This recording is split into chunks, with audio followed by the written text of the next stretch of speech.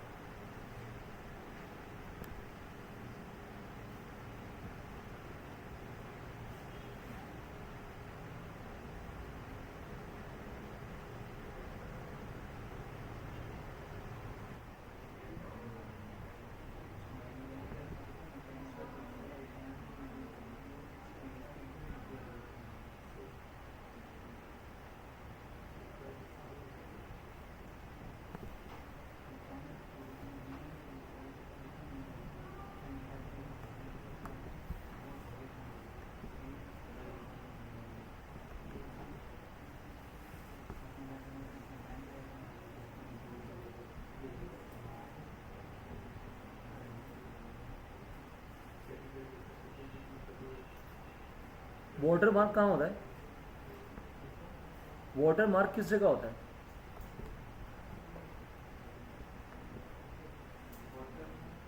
Water mark याद आ रहा है किसी को?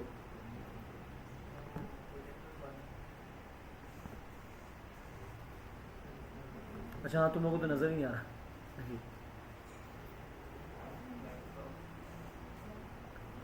चलिए ठीक है, शुरू करें क्वेश्चन 1 से।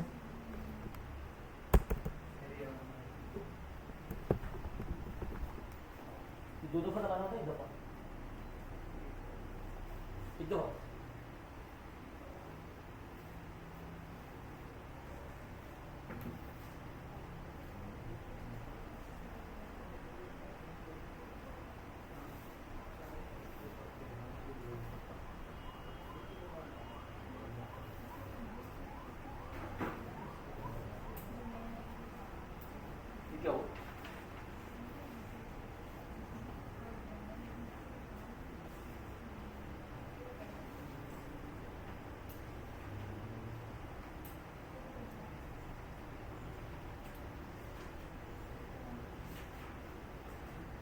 क्या हो? चलो बच्चों आज स्टार्ट करते हैं। पहले क्या लिखा हुआ है बेटा, बोलते देखिए क्या?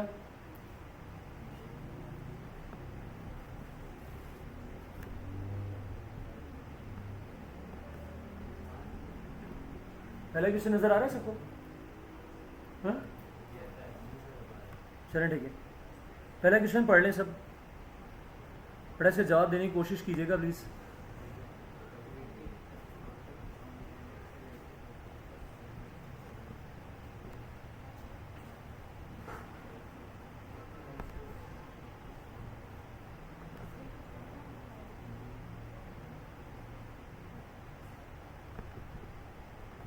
लिखा है predict the products from the electrolysis of aqueous silver sulphate.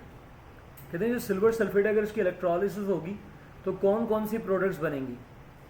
तो आप लोग पहले जवाब देने की कोशिश करें, फिर मैं आपको समझाऊंगा जवाब कैसे देंगे।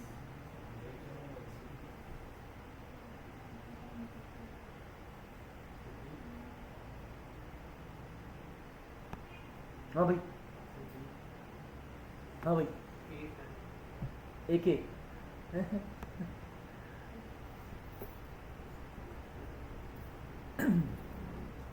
सही है, मैं इसका जवाब दे दूं?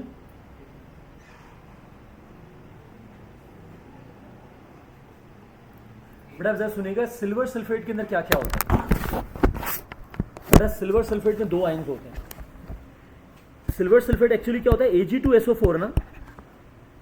इसमें कौन कौन से आयन्स होंगे? इसमें आयन्स होंगे Ag+1 और SO4-2।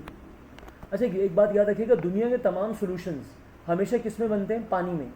आज तक कभी किसी ने सॉल्यूशन पेट्रोल में नहीं बनाया, आज तक कभी किसी ने सॉल्यूशन अल्कोहल में नहीं बनाया। तो इसलिए पानी के H पॉजिटिव आयन्स और OH नेगेटिव आयन्स भी होते हैं, है ना, ऐसे ही ना। तो ये तो होते ही हैं। अब बताएं कैथोड पे अब कंपटीशन है, सिल्वर भी जाना चाहता है और हाइड्रोजन भी जाना चाहता है। अब इसके रूल सुन लें बेटा, हाइड्रोजन को कैथोड पे जाने से कोई नहीं रोक सकता।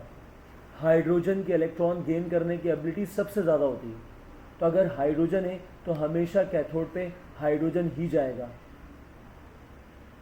लेकिन एक एक्सेप्शन है, वो कौन है? हाइड्रोजन को कोई शिकस्त नहीं दे सकता सिवाय 4 एलिमेंट के। वो 4 एलिमेंट कौन से हैं? गोल्ड, सिल्वर, प्लैटिनम यानी वाइट गोल्ड, और कौन सा है? कॉपर। कैथोड पर जाने के लिए हाइड्रोजन को सिर्फ इन 4 में से कोई एक शिकस्त दे सकता है। बताओ इन चारों में से कोई हमारे पास है? हाँ है, Ag। तो इसका मतलब Ag हाइड्रोजन को शिकस्त देगा और खुद जाकर कैथोड पे डिपॉजिट होगा। तो इसका मतलब कैथोड पे क्या बनेगी? Silver metal. तो इसका मतलब कैथोड पर हाइड्रोजन को कोई शिकस्त नहीं दे सकता सिवाय गोल्ड Au, सिल्वर चांदी Ag, और प्लैटिनम, इसको आम जबान में वाइट गोल्ड कहते हैं, और चौथा कौन है? कॉपर। ये नोबल मेटल्स कहलाते हैं। सिर्फ ये हाइड्रोजन को शिकस्त दे सकते हैं, बाकी कोई नहीं दे सकता। बच्चों आ जाओ एनोड। एनोड की कहानी क्या है? एनोड की कहानी कि एनोड पर OH को कोई शिकस्त नहीं दे सकता, और OH हमेशा जाके क्या बनाता है? ऑक्सीजन गैस, सिवाय हेलोजेंस के। सिर्फ halogens, fluorine, chlorine, bromine, iodine, सिर्फ वो ही OH को शिकस्त दे सकते हैं और कोई नहीं दे सकता। सुन लिया आप लोगों ने? अब बताएंगे यहाँ एनोड पर O2 बनेगा या SO2। बेटा यहाँ OH को कोई शिकस्त नहीं दे सकता ना। ऊपर क्या लिखा हुआ है? SO4। पता है SO4 कोई हेलोजन है? तो हेलोजन तो नहीं ना, तो इसका मतलब एनोड पे फिर क्या बनेगा? ऑक्सीजन। अब बताएं इसका जवाब क्या हुआ इस सवाल का? जवाब होगा option number D, silver metal and oxygen. पता है आपको ये सब कुछ सवाल समझ आ गया? तो बताएं कैथोड पर हाइड्रोजन को सिर्फ कौन शिकस्त दे सकते हैं? Noble metals. बताओ एनोड पर हाइड्रोक्सिल को, जो कि ऑक्सीजन बनाता है, उसको सिर्फ कौन शिकस्त दे सकता है? हेलोजेंस। बात खत्म। इसमें सिर्फ ये बात याद रखने वाली है। इस तरह इसका MCQ अटेम्प्ट होता है। It's okay. चलो मैं आगे, चलो आगे चलते हैं।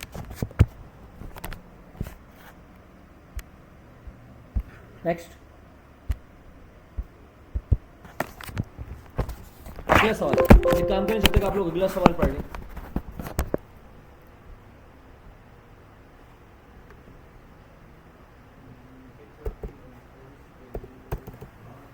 नजर आ रहे? बेटा इस सवाल को पढ़ने के बाद कॉमन सेंस इस्तेमाल करके इसका जवाब दीजिएगा।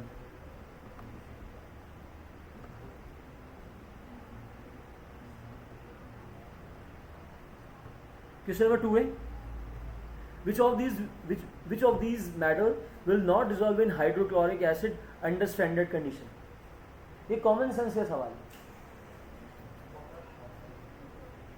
नजर तो सबको आ रहा है ना? आपको भी नजर आ रहा है? तुम जो पीछे बैठी हुई नजर आ रही है? हाँ भैया बताएं इसका जवाब क्या होगा? हाँ आप कॉपर बताएं, और कोई गर्ल्स में से?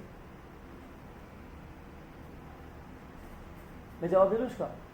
अच्छा अभी थोड़ी देर पहले आपको याद होगा मैंने एक बात बताई, सारी मेटल्स नॉर्मल होती हैं सिवाय 4 के। 4 थोड़ी एबनॉर्मल किस्म की मेटल्स हैं, उनके इलेक्ट्रॉन गेन करने की एबिलिटी एक्स्ट्रा ऑर्डिनरी हाई है। बताएं वो 4 मेटल कौन सी हैं? सिल्वर, गोल्ड, प्लैटिनम और कॉपर। क्या उनमें से कोई एक मेटल दी हुई है यहाँ पर? एक ही दी हुई है, ज़्यादा तो नहीं दी हुई है। कॉमन सेंस की बताई हुई जवाब होगा, क्योंकि वो स्पेशल मेटल एक दी हुई है। लेकिन ये जवाब बना कैसे, मैं आपको बता देता हूँ। कहते हैं कॉपर कभी भी HCl में डिजॉल्व नहीं होगी। क्यों नहीं होगी? अगर कॉपर HCl में डिजॉल्व हो गया तो कॉपर क्लोराइड बनेगा और हाइड्रोजन गैस बनेगी। इस केमिकल रिएक्शन में पता क्या हो रहा है? इस केमिकल रिएक्शन में ये हो रहा है कि कॉपर जो है वो इलेक्ट्रॉन क्या कर रहा है? लॉस, और हाइड्रोजन इलेक्ट्रॉन क्या कर रहा है? गेन। अच्छा एक बात याद रखना कि कॉपर के, हमारे सिलेबस ने ये बात बताई है, कॉपर के इलेक्ट्रोड पोटेंशियल की वैल्यू हाइड्रोजन से ज़्यादा होती है। ऐसा पॉसिबल ही नहीं है कि हाइड्रोजन इलेक्ट्रॉन गेन करे और कॉपर लॉस करे, जबकि कॉपर एक इंतहाई ताकतवर एलिमेंट है। इसका मतलब कभी भी कॉपर हाइड्रोजन को इलेक्ट्रॉन नहीं देगा। इसका मतलब कभी भी कॉपर या दूसरे नोबल मेटल्स एसिड्स में डिज़ोल्व नहीं होंगे, क्योंकि एसिड में डिज़ोल्व होने के लिए उनको हाइड्रोजन को इलेक्ट्रॉन देना पड़ेगा, और वो इतने बड़े चैंपियंस हैं चारों कि वो कभी भी हाइड्रोजन को इलेक्ट्रॉन नहीं देंगे। इसलिए इसका जवाब कौन सा हो गया? कॉपर। लेकिन इसका बनेगा ना जवाब ना कॉमन सेंस से भी पता चल रहा था कि कौन सा जवाब है। चलो बच्चों आगे चलें, सबको समझ आ गई मेरी बात? नेक्स्ट अगला सवाल,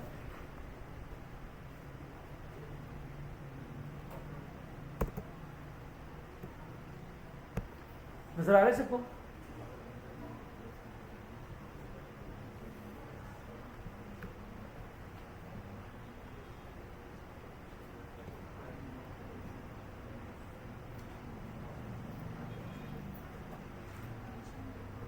पढ़ लिया सबने? बड़ा मैं इसके जवाब दे दूं या आप लोग ट्राई कर रहे हैं?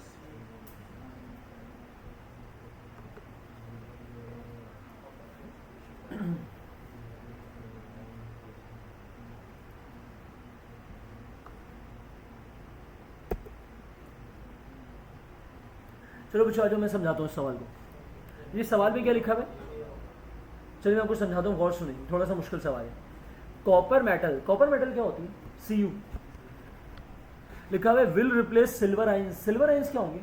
Ag+1। चलिए ठीक है भाई, Ag+1। आगे क्या लिखा हुआ है? Resulting in the production of, अच्छा प्रोडक्ट क्या बन रही है? Resulting in the production of silver metal. Silver metal क्या हो गया? Ag and copper ions. Copper ions Cu+1 भी कोई लिख दे तो भी गलत नहीं होगा, Cu+2 लिख दे तो भी कोई गलत नहीं होगा, क्योंकि इस चीज़ की फिलहाल यहाँ कोई इंपॉर्टेंस नहीं है। अब ज़रा इस रिएक्शन को गौर करें, इसमें हो क्या रहा है बेटा? अगर आप इस रिएक्शन को गौर करें तो इसमें पता क्या हो रहा है? कॉपर 0 से जा रहा है +2 में, इसका मतलब इलेक्ट्रॉन क्या कर रहा है? लॉस। सिल्वर क्या कर रहा है? इलेक्ट्रॉन गेन, क्योंकि वो +1 से जा रहा है 0 में। सुनो, जो इलेक्ट्रॉन लॉस करता है उसके रिडक्शन पोटेंशियल की वैल्यू लो होती है, जो इलेक्ट्रॉन गेन करता है उसके रिडक्शन पोटेंशियल की वैल्यू क्या होती है? हाई होती है। रिडक्शन पोटेंशियल की बात कर रहा हूँ, याद रखना ऑक्सीडेशन पोटेंशियल उल्टा होता है। जिसका रिडक्शन पोटेंशियल लो है उसका ऑक्सीडेशन पोटेंशियल क्या होगा? हाई। जिसका रिडक्शन पोटेंशियल हाई है उसका ऑक्सीडेशन पोटेंशियल क्या होगा? लो। सुन लिया? अब बताओ इसका जवाब क्या होगा? सही, इसका जवाब कौन सा हो गया? Copper has higher oxidation potential than silver, यानी कि ऑप्शन नंबर सी। बताओ आप लोगों ने इस क्वेश्चन में क्या सीखा कि जो इलेक्ट्रॉन गेन करता है उसका क्या हाई होता है? Reduction potential.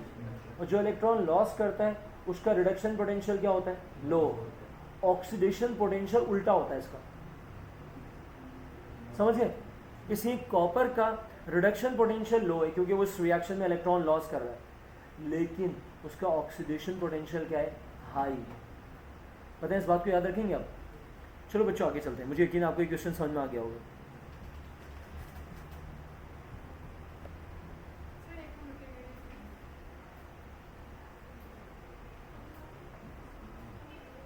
चलो जब तक मैं अगले सवाल पर आ गया हूँ, अगर आप लोगों को नजर आ रहा हो तो नीचे वाला आप लोग पढ़ लें। आ रहा है नजर? तुम्हें नजर नहीं आ रहा, तुम आगे आ सकते हो।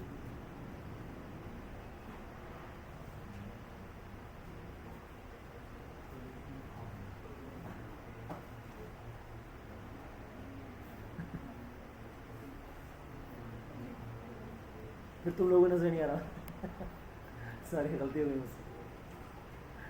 एक काम कर, उठ के ना कोने पे चली जाओ, वरना इन बच्ची को नजर नहीं आएगा।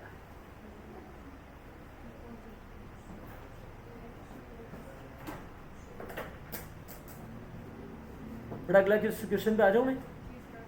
चलो बच्चों अगले क्वेश्चन पे आते हैं।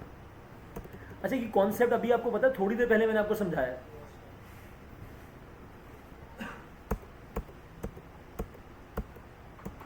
है ना, थोड़ी देर पहले की कहानी है नहीं?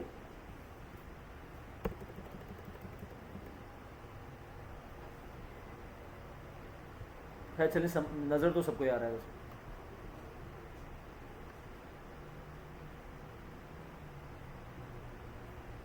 चलो ठीक है, अच्छा इसको पढ़ते हैं। आज सोल्यूशन ऑफ सोडियम सल्फेट। बताना मुझे सोडियम सल्फेट में कौन कौन से आइंस होंगे? एक आप कहेंगे सर Na+1 होगा, है ना, और सल्फेट में SO4-2 होगा। सोडियम सल्फेट क्या होता है? Na2SO4। उसमें सोडियम आयन होंगे और सल्फेट होंगे। लेकिन तमाम सोल्यूशन कहाँ बनते हैं? पानी में। पता है पानी में कौन कौन से दो आइंस होते हैं? H पॉजिटिव और OH नेगेटिव। अब बताओ कैथोड पर सोडियम मेटल बनेगी या हाइड्रोजन गैस? हाइड्रोजन को कोई शिकस्त नहीं दे सकता सिवाय नोबल मेटल के। ये कोई नोबल मेटल है, इसका मतलब कैथोड पे क्या बनेगी, हाइड्रोजन गैस। अब बताओ एनोड पे O2 बनेगा या SO2? बेटा OH को कोई शिकस्त नहीं दे सकता सिवाय हेलोजन के। कोई हेलोजन थोड़ी है। एनोड पे क्या बनेगा, O2। अब बताओ जवाब क्या होगा।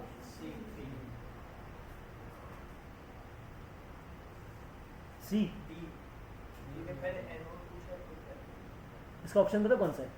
इसका ऑप्शन है डी। मतलब सवाल पढ़े, सवाल में क्या लिखा है, the products at anode and cathode. पहले कौन सा पूछा है, एनोड। तो इसलिए एनोड पे तो O2 बनेगा, इसलिए इसका ऑप्शन सी नहीं है, बल्कि इसका ऑप्शन कौन सा है, डी। चलो ठीक है, सही। पता है सबको सवाल समझ आ गया। इस तरह का कोई क्वेश्चन आएगा तो आराम से एग्जाम में अटेम्प्ट होगा ना। Question number 12।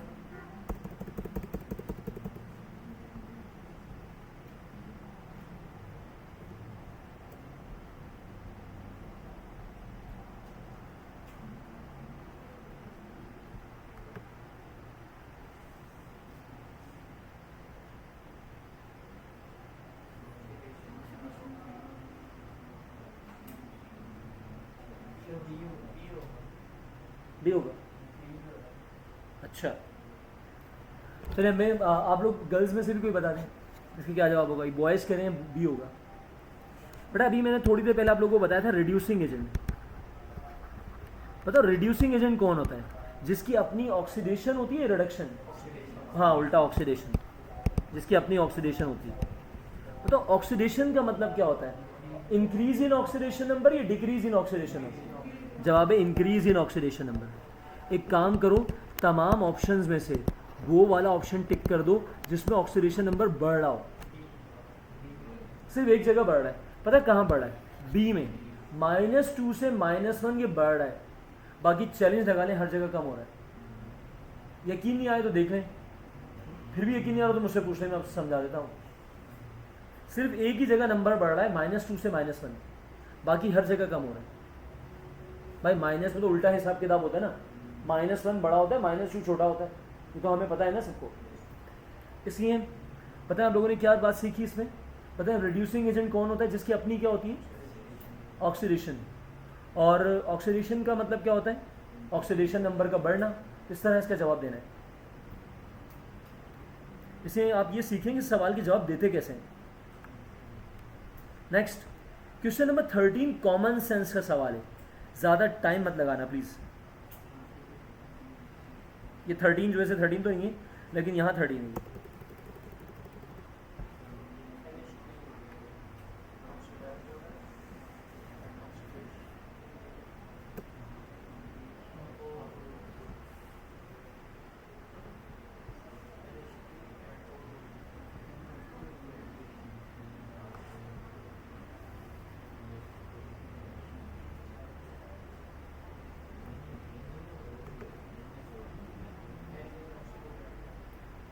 Consider the following reaction. Consider the following reaction. The element being oxidized, मतलब ये पूछा कौन सा एलिमेंट ऑक्सीडाइज हो रहा है, and the oxidising agent are, और ऑक्सीडाइजिंग एजेंट कौन सा है। वैसे ईमानदारी की बात है, इसमें कौन सा एलिमेंट ऑक्सीडाइज हो रहा है, एन। मतलब रिएक्शन से पहले एन के पास ऑक्सीजन था नहीं, बल्कि रिएक्शन के बाद एन के पास क्या आ चुका है, ओ। इसका मतलब इस रिएक्शन में नाइट्रोजन ने ऑक्सीजन गेन किया है, और जो ऑक्सीजन गेन करता है उसकी ऑक्सीडेशन होती है ना। बताओ एन को ऑक्सीडाइज किया किसने, कौन आया जिसने ऑक्सीडाइज किया, जहाँ पे O2 ने आके ऑक्सीडाइज किया। अब बताएं इसका जवाब कौन सा हो गया, जहाँ पे option number B. It's okay. Next question नज़र तो आ रहा होगा।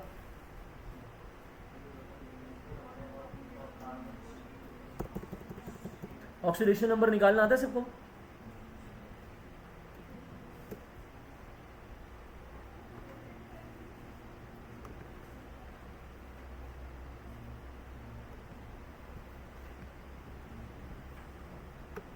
आप ही जवाब बताएं क्या आया।